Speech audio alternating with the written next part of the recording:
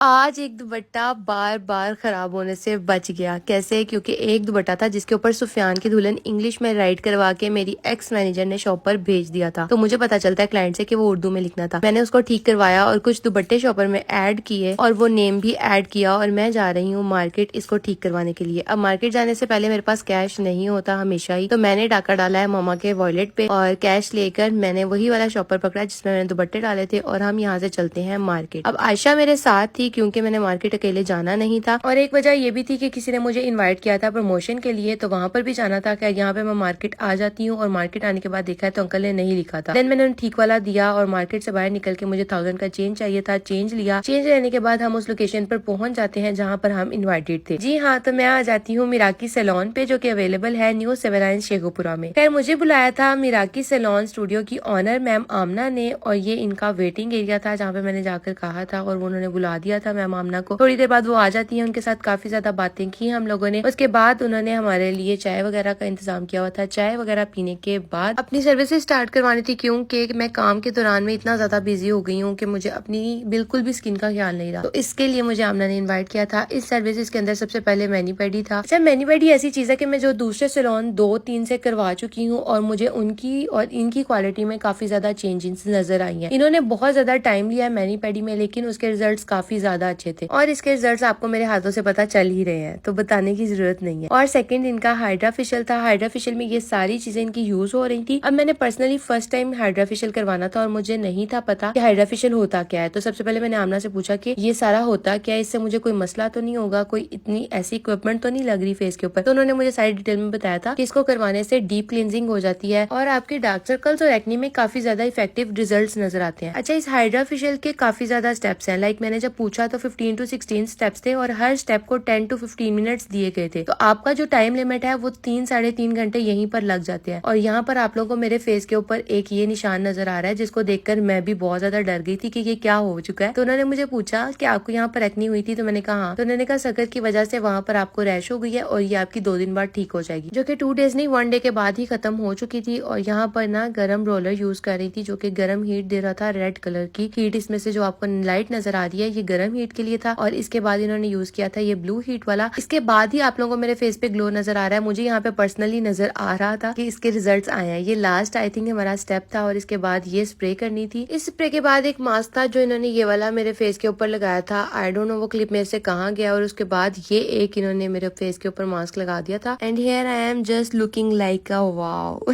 खैर यहाँ पर सर्विसेज खत्म हो जाती हैं और मेरे साथ साथ आयशा को भी सर्विसेज दी गई थी। आयशा ने नॉर्मल फेशियल करवाया था, हाइड्रा नहीं था करवाया। और यहाँ पर बात हो रही थी एक्ने से related and she is so sweet. मतलब मुझे इनका इखलाक बहुत अच्छा लगा। ऐसे बिल्कुल ही नहीं था लग रहा कि मैं इनके पास फर्स्ट टाइम आई हूँ, ऐसे लग रहा था मैंने काफी दफा चक्कर लगा लिया। खैर आप लोगों ने इनकी इंस्टा पे विजिट करना है, इंस्टा का लिंक मैं यहाँ पे अटैच कर रही हूँ। यहाँ पर जाना है और आपकी इनकी प्रोफाइल से इनकी लोकेशन देख सकते हैं। अब यहाँ से हम निकल चुके थे आयशा के साथ। आयशा वैसे बहुत ज्यादा मशहूर हो चुकी है, जहाँ जाती हूँ सब पहचान लेते हैं कि आयशा है ना आपके साथ। खैर मैं आई हूँ आयशा को छोड़ने आयशा के घर और मैंने खाला का दरवाजा आके खटखटाया कि खाला दरवाजा खोलो, हम आ चुके हैं। 8 बज चुके हुए थे हमें वहीं पर और यहाँ पे खाला ने मंगवाया था हमारे लिए खाना। आज का व्लॉग अच्छा लगा है तो आज के लिए अल्लाह हाफिज।